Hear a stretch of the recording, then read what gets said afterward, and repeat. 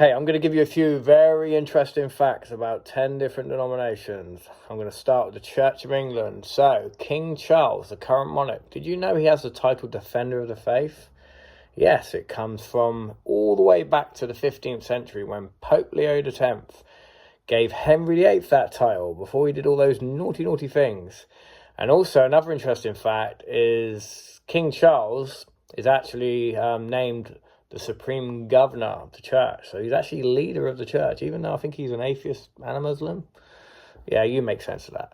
Okay, second one, the Roman Catholic Church. Now, did you know that if the Pope sits ex cathedra, which is a Latin word for on the chair of St. Peter, it means he is speaking the infallible words of God. Now, this was last done in 1950. Where Mary was declared assuming into heaven. And it's fascinating that it's only ever been done twice in the 2000 history of the Roman Catholic Church. Okay, the third fact I'm going to give you for another denomination is Methodist. Did you know the founder, John Wesley, believed in sanctification of holiness, which means one man or woman can become sinless in their earthly lifetime? Obviously, it takes a lot of grace for that, but it was a belief he had, which very much adopted from the theosis of the Orthodox Church. Another interesting fact is that John Wesley died an Anglican. The Methodist Church actually started after his death. And he also used to evangelize on horseback, which I thought was pretty cool. Okay, so the third one is the Presbyterians. Did you know the founder, John Knox, was a Scotsman, a proud Scotsman at that? And he actually got kicked out, not excommunicated though, from the Roman Catholic Church, and he went off to France. And then he came to England, and when he was in England, he became a chaplain of then Thomas Cranmer, and he was actually an Anglican. So he went from a Catholic to an Anglican, and then when Bloody Mary got in charge, he left and ran as fast as he could to get to Switzerland for refuge and exile. That's where he met Calvin and adopted the 5 points of Calvinism. He brought back to Scotland and started the Presbyterian Church. Isn't it fascinating that he's a double schismatic? Just thought I'd drop that one in there. Okay, the fifth one, it's the Congregationists. Now, very similar to the Presbyterians, but if you remember, 300-400 years ago, there was that awful civil war we had. And, you know, a lot of Christians didn't want to have anything to do with the monarchy, and a lot felt that the Presbyterians were still sort of okay with them. So they started a separatist movement, and that basically meant individual polity in each church. So a church can independently govern itself, and they don't need synods and things like that. And that's where they differ from the Presbyterian Church in the sense that they have elders that take part in synods for doctrines and morals.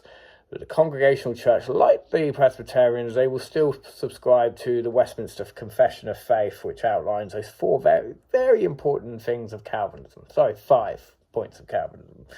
Okay, so that's the Congregational Church. Okay, let's go with the Baptist. Did you know Baptist churches are very diverse in the sense that not really one denomination with one set of beliefs? In fact, there's loads of different Baptist churches with different confessions that are affiliated with different umbrellas. For example, in England, you have the Baptist Union, you have the Free Grace Church, you have the Federation of Evangelical Churches, and they're basically a mixture of liberal, conservative, some churches are Calvinist, some Arminian. But one thing they do all have in common is they believe in believers' baptism. So if you were a pedo-Baptist and you considered yourself a Baptist, you'd actually be laughed at because it's not synonymous with the word Baptist. So that's an interesting fact about those guys. Pentecostal church. Well, there's many Pentecostal churches, but what have they all got in common? Well, they all believe in the gifts of the spirits, as have a lot of Christians, but the difference is they don't mind practicing those gifts of spirits in a church setting during worship. So it could be an ordinary Sunday service, and you'll be hearing blaring out of tongues. This kind of contraries to the scripture by St. Paul's in 1 Corinthians 14-39, where he actually says that prophecy can be done, but it has to be done in an ordered way, and there has to be a witness. And you're not going to really get that in a church setting. So Pentecostalists are quite rebellion in that sense. Number 8, I'm going to throw you a curveball, one that you were not expecting. Non-denominational. And you're probably thinking, Dan, that's not a denomination because it's non-denominational. Well, actually, hate to be a smart ass, but find me a non-denominational church that believes in infant baptism. Find me a non-denominational church that doesn't believe the Eucharist isn't a symbol. Find me one. Because they all believe the Eucharist is just a symbol and memorial. They don't believe it's the real presence of Christ. And you definitely won't find one that will baptize infants. In fact, I would say they're Baptist churches without confessions. That's pretty much what they are, without confessions and creeds. So, yeah, take that in your pipe and smoke it. Okay, number 9, the SDA, which stands for the Seventh-day Adventists, founded by a female, Ellen G. White, a woman who had many dreams and visions, and it inspired later Christians to start a sect which sprang out of the Adventist movement, and they're indeed called the Seventh-day Adventists. And they have 2 distinct beliefs which sort of differ from mainstream Christianity. One of them is they believe Saturday should be the rest day, the Lord's day, the Sabbath, and that's the day they worship. The other thing, which is fascinating, and it's kind of similar to the Jehovah's Witnesses, is they believe in annihilationism. So basically, when we all die, rather than eternal torment in flames, which you hear in Scripture, they actually think it's just asleep. That's all it is. It's literally a state of unconsciousness until, of course, the resurrection. Now, that's if you're called for resurrection. If you're not, you just stay asleep, sadly. Anyway, we're going to go to the 10th and last one, Eastern Orthodoxy.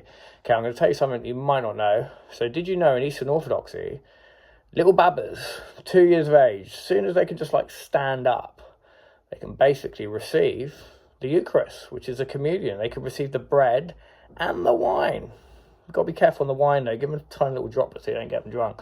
But yeah, so the bread is actually fed to them via a spoon, and they receive communion actually before they get chrismation, which is fascinating. And in some cases, they get it even before they get baptized. So yeah, that's the final fact. Anyway, that's me done. Thank you very much, and I hope you enjoyed it. Don't forget to hit like, don't forget to share it, don't forget to subscribe if you haven't already, and hit the notification because I'm going to be doing many more of these. Take care. Bye-bye.